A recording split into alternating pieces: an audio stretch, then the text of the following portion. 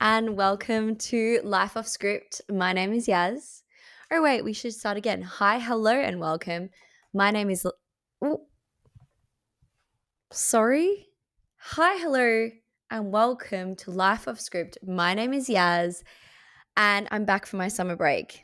Okay, I'm back, baby, and I've got some great news, which is that I am currently looking at an Uber Eats driver that is watching me record this. Oh my fucking god. I actually can't look. I can't make eye contact because he's coming up to my flat. That's okay. I've just got to work through the cringe. Okay, he doesn't know what this is for. That's lovely. Okay, great. Um Sorry, I'm just having a bit of a crash out. I'm genuinely so embarrassed. I've just got to commit to the bit. Commit to the bit. It's giving humiliation ritual. I'm not gonna lie, guys. It's like the only thing worse would be if I was wearing headphones.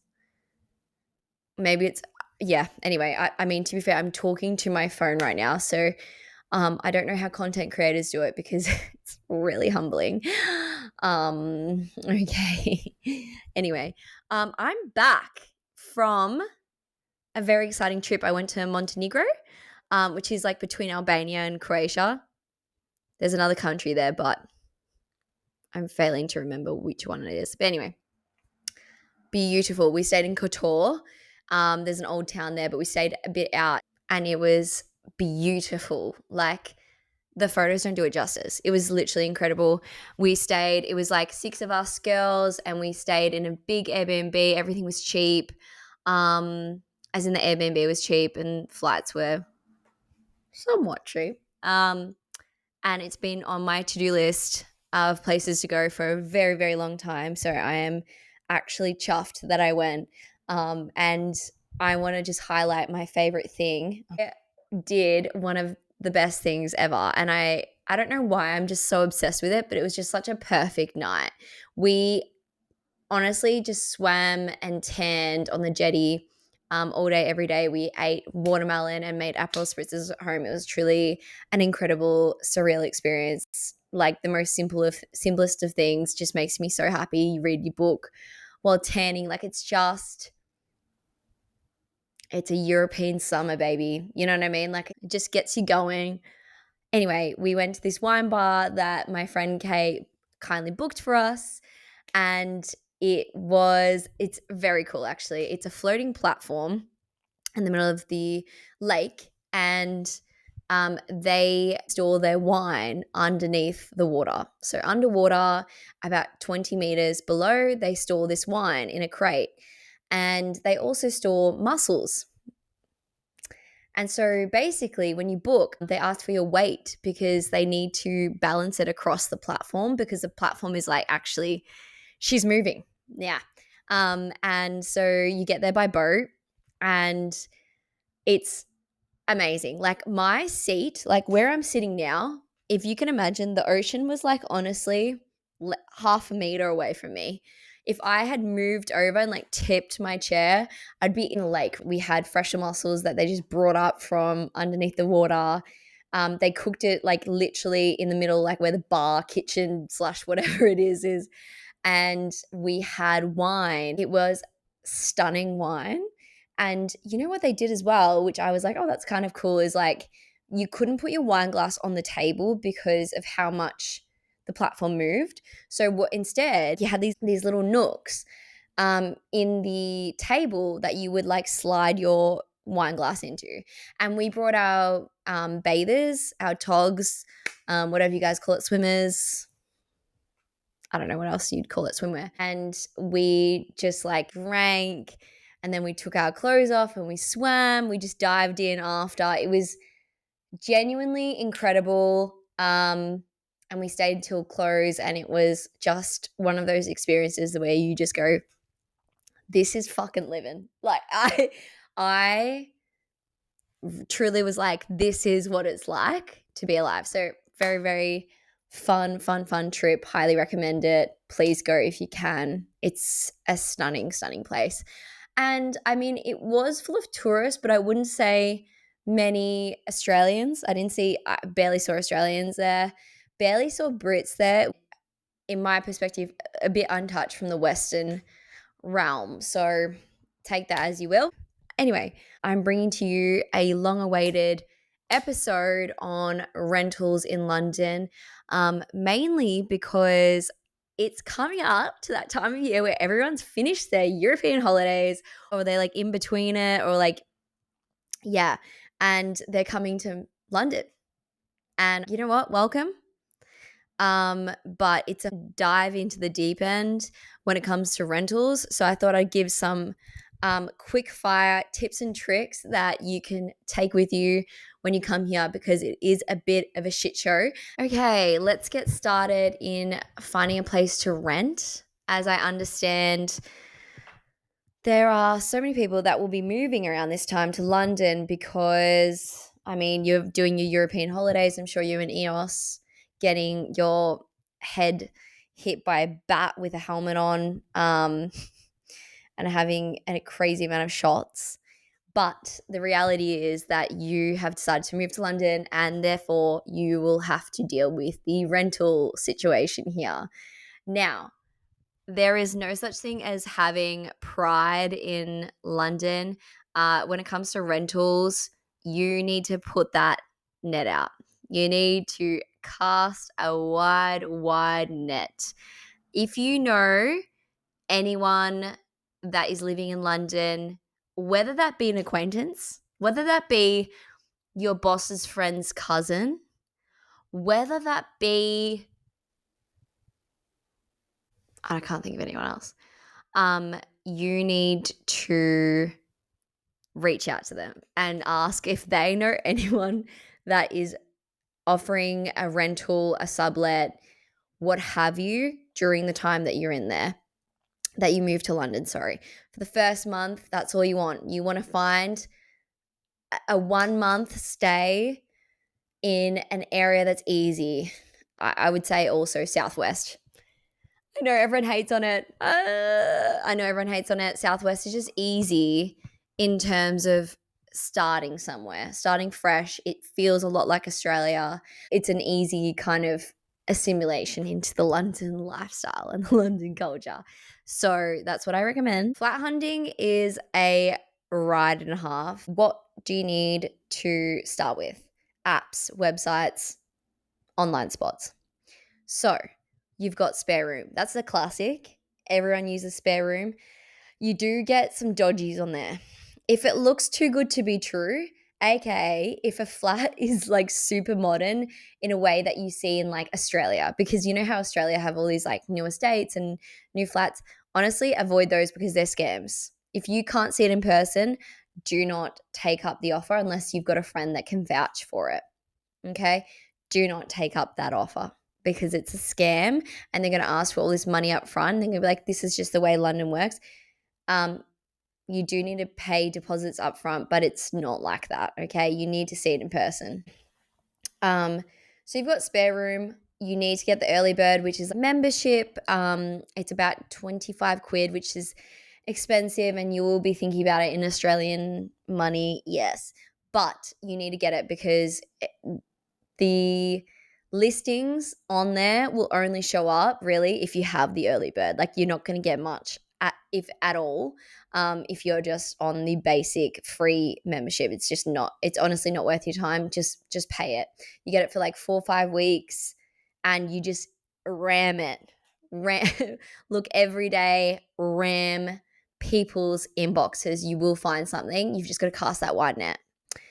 Rightmove and Zoopla, also great. Rightmove, if I remember correctly, and Zoopla are very much like places to go if you're going to buddy up with someone. And I also do recommend buddying up with someone. I think it's great if you can find a place by yourself, great. You know what I mean? Like if you can take someone's room over and you can move into a 5-bed flat with randoms, great. If you feel like you want to live with more like-minded people, there's probably a better chance of doing that with buddying up. I buddied up when I was looking through Gals Who Rent, which is a really good Facebook group, by the way, for the girls, obviously. And we were just like, let's find another person, make it a 3-person buddy up situation, we will have better luck. And you honestly do. You do have better luck. Rightmove and Zoopla are meant to be for like unfurnished or partly furnished, but like you do need to grab a bit more of stuff, and they generally have flats that are pretty much empty. So you can be like, oh, I've got 3 people. Can we move in and take up all the spots? Because what they do is they actually rent out the rooms instead of like the entire flat. Like that doesn't really happen that often. So when you do get that, it's really good because you can get generally a discounted deal, and it's just easier because you can split the rent the way you want it to. So for instance, if there's a couple, like are they paying half or are they paying less or more or what have you? Use your network. This is what I was saying before. Make sure that you message anyone that knows a friend of a friend of a friend that lives in London. People are so happy to help because people want to sublet and people want to travel and stuff like that. And for them to get rent paid for while they're traveling is like ideal scenario. So I've had quite a few friends of mine message me and ask if there's anyone that is subletting, and yeah, that's a really good way of doing it. And that way you also can vouch for the person that you're subletting from. But like for instance, my friend Bridie, she's been on the podcast actually. We were in Portugal last year, and for some family reasons, she had to fly back to Australia within a day. She had no time at all. So we were in Portugal.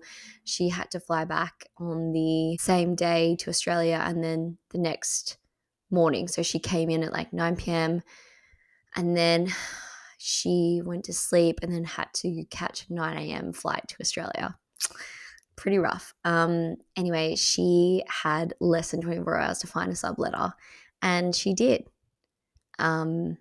because people are desperate to find sublets. People are desperate to find places to live.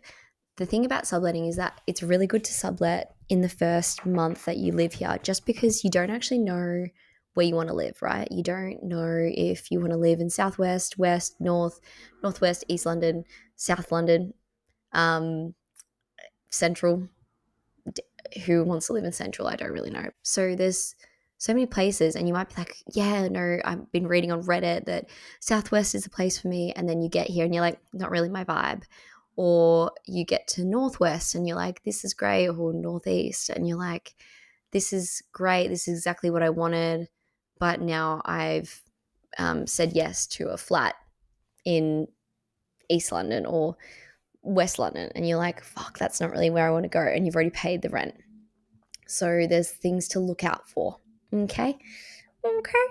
Be ready. Another one, be ready to put down your money. When I first moved here, we had to pay 3 months rent in advance plus a deposit.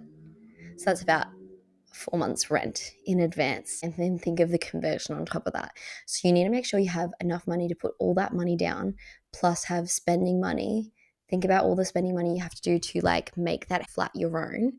And then on top of that, all the little things that you might need to buy, like for instance, bed sheets, bedside table, doona, pillows, cutlery, kitchen utensils, TV, coffee table. Like, are these going to be furnished? Sometimes they are, sometimes they're not.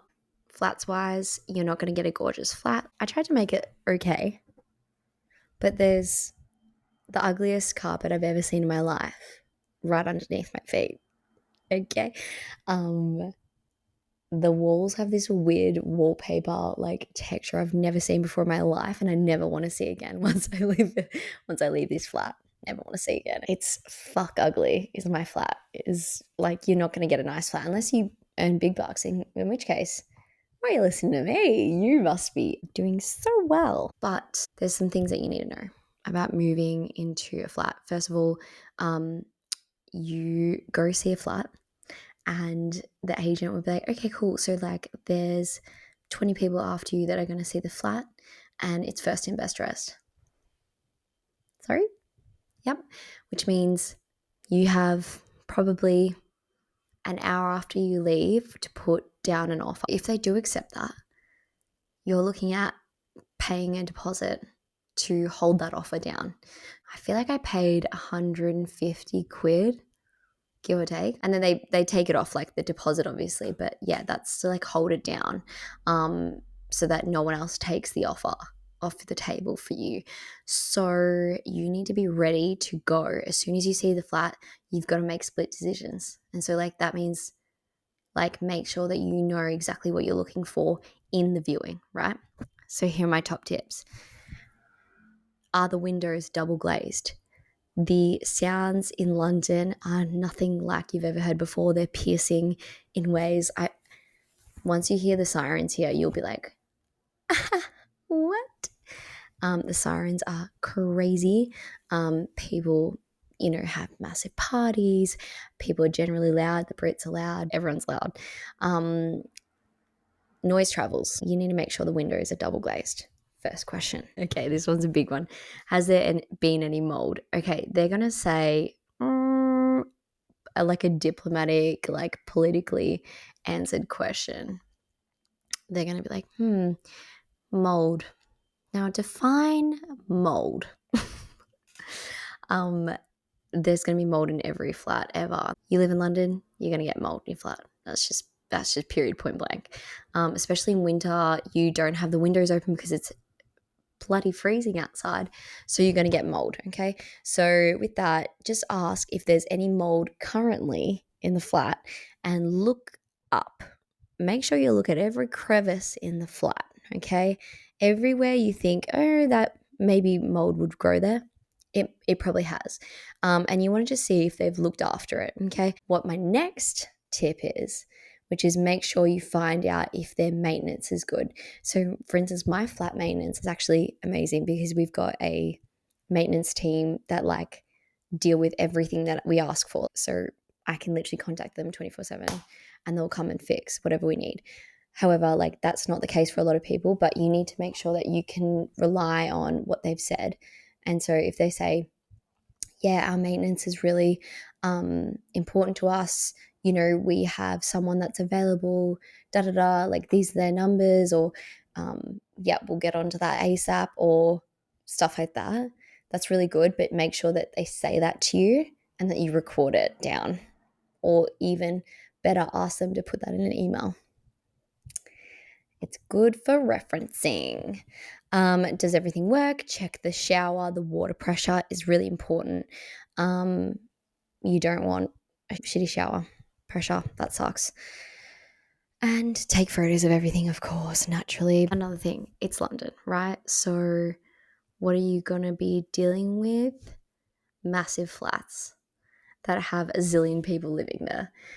Couples because they don't want to pay for one single person's rent. So real. It's going to be hectic and you might want to neck yourself a lot of the time. However, this is where you make friends. The chaos is kind of, you've got to just lean into it. You know what I mean? There's so many of my friends that have massive houses with a zillion people there, couples, singles, and it ends up being like 8 people in a 5-bed flat. Like, does that sound insane? It is insane. But it works and you make friends for life and you get to do so many things. There's house parties. It's very fun. It's very fun.